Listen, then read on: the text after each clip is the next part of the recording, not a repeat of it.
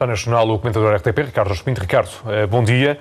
Olá. Há um ano, Marcelo Rebelo de Sousa foi eleito Presidente da República, à primeira volta, prometeu afetos, garantiu que ia ser o Presidente de todos os portugueses. Está a cumprir, pelo menos nesta parte?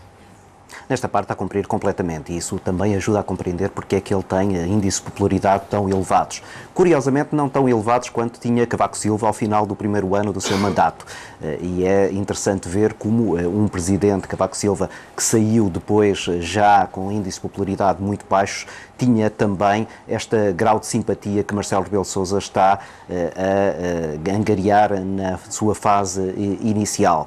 Mas, sobretudo, Marcelo Rebelo de Sousa tem-se destacado exatamente pela capacidade de, por um lado, aproximar-se dos portugueses, nas suas inúmeras intervenções e nas incursões que tem feito em várias partes do país, mas tem-se destacado também por aquilo que é uma colagem muito segura à estratégia governamental. E de resto é muito interessante ver a análise que Sampaio da Nova, aquele que foi o seu principal adversário na corrida presidencial de há um ano, faz hoje numa entrevista ao público sobre aquele que é agora o Presidente da República e que foi seu adversário, criticando-a por um lado por ele estar a esvaziar aquilo que é a palavra do Presidente, mas elogiando exatamente por essa capacidade de se aproximar dos portugueses. E depois, destacando também o facto de Marcelo Rebelo de Sousa não ser suficientemente equidistante entre o Governo e a oposição, isto é, colocando Pedro Passos Coelho num patamar de menor proximidade daquele que tem dado a António Costa. E essa é uma questão que tem a ver com a própria liderança do PSD. Por exemplo, se o líder não fosse Passos Coelho, achas que esta posição seria diferente por parte de Marcelo Rebelo de Sousa? Eu penso que não. Há quem tenha feito essa leitura, há quem diga que Marcelo Rebelo de Sousa não simpatiza muito com Pedro Passos Coelho e gostaria de ver um outro líder à frente daquele que já foi seu partido. A leitura que eu faço não é essa. A leitura que eu faço é que Marcelo Rebelo de Sousa colocou como objetivo principal a estabilidade governativa e fará tudo para garantir essa estabilidade governativa.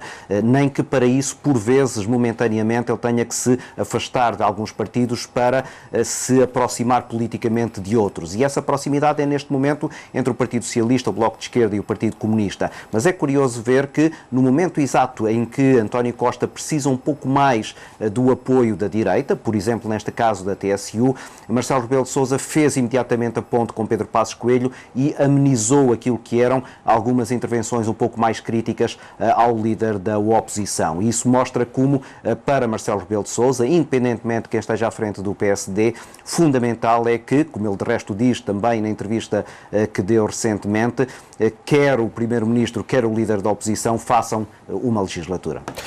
A cooperação, normalmente, entre o Governo e a Presidência da República no primeiro ano normalmente é de empatia. Tem deixado alguns avisos, Marcelo Rebelo de Sousa e António Costa, a questão do investimento, a questão do crescimento económico. Achas que, se não houver desenvolvimentos positivos nestas áreas, poderá haver alguma maior crispação entre Marcelo e António Costa? Eventualmente, eu diria que esse é exatamente o tubo de escape para a possibilidade de haver uma crise política. Da mesma maneira que me parece que António Costa fará tudo para garantir essa estabilidade governativa, também não tenho a menor dúvida de que no momento em que ele perceber que essa estabilidade está em risco, ele servir-se-á daquelas que são as debilidades do governo para ajudar a resolver essa crise, eventualmente até propondo essas eleições antecipadas que são pedidas por alguns setores políticos, nomeadamente à direita. E o fator de debilidade, Marcelo Rebelo de Sousa já o disse por várias vezes, é exatamente o desenvolvimento da economia. Ele tem criticado por ser pouco, disse até recentemente que não basta que agora se passe de 1,2 para 1,3 ou 1,4, que a economia tem que crescer muito mais do que está a crescer até agora. Ora, eu diria que não é por aí que Marcelo Rebelo de Sousa criará problemas a António Costa, até que António Costa resolva criar problemas ao próprio governo. E aí então será pela área da economia que eu veria Marcelo Rebelo de Sousa a tomar as rédeas do processo governativo e, eventualmente, a ajudar a resolver a crise política através, por exemplo, do cenário das eleições antecipadas. Na entrevista que deu, Marcelo Rebelo de Sousa foi questionado sobre a questão de um segundo mandato, não respondeu diretamente. Acreditas que haverá segundo mandato por parte de Marcelo Rebelo de Sousa? Há um ano eu pensava que Marcelo Rebelo de Sousa iria fazer apenas um único mandato. Essa era a minha convicção a partir dos sinais que ele ia dando e também a partir da leitura que eu faço do perfil de Marcelo Rebelo de Sousa, que é hiperativo, mas depois também com alguma facilidade se cansa dos objetivos quando os vê cumpridos. Depois de ter assistido a esta recente entrevista televisiva, fiquei com a ideia de que Marcelo Rebelo de Sousa, ao colocar um calendário para anunciar se é ou não candidato, estará muito mais próximo de vir a ser candidato. Caso contrário, ele não colocaria aquele calendário, que é claramente, e se olharmos para aquilo que foi a sua estratégia anterior, para marcar terreno, marcar posição e dizer aos potenciais eventuais adversários quais são as suas intenções. E as suas intenções, na minha perspectiva, agora são de se candidatar a um segundo mandato. Pode dizer-se que para o Governo foi o melhor que podia ter acontecido, a eleição de Marcelo Rebelo de Sousa, melhor do que se calhar os próprios candidatos mais à esquerda?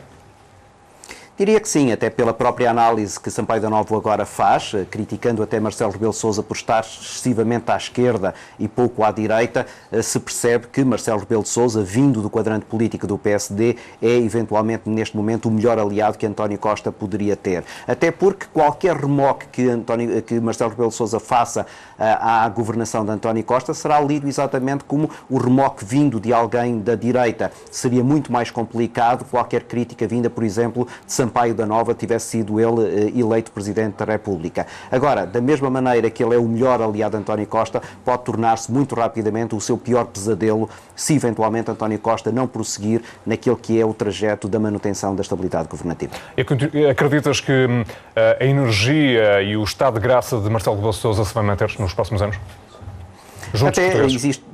Até existir essa tal situação de crise política. E aí eu confesso que tenho dúvidas sobre que capacidade é que Marcelo Rebelo de Sousa terá para gerir a simpatia e a popularidade que ele tem até agora. No momento de confrontação política, isto é, quando ele deixar de ter que ser o presidente simpático que tira selfies com os portugueses e passar a ter alguém que toma uma decisão que eventualmente não agradará, eventualmente não, decididamente não agradará a uma parte importante da população, eu não sei de que maneira é que Marcelo Rebelo de Sousa resistirá a esses índices de popularidade e até se ele próprio não constituirá uma parte do problema. Porque Marcelo Rebelo de Sousa já o provou em momentos anteriores da sua carreira política, ele é muito bom a gerir momentos de estabilidade, complica-se a ele próprio nos momentos de instabilidade. Veja-se, por exemplo, o que aconteceu à coligação que ele tinha com o CDS na altura em que era líder do PSD.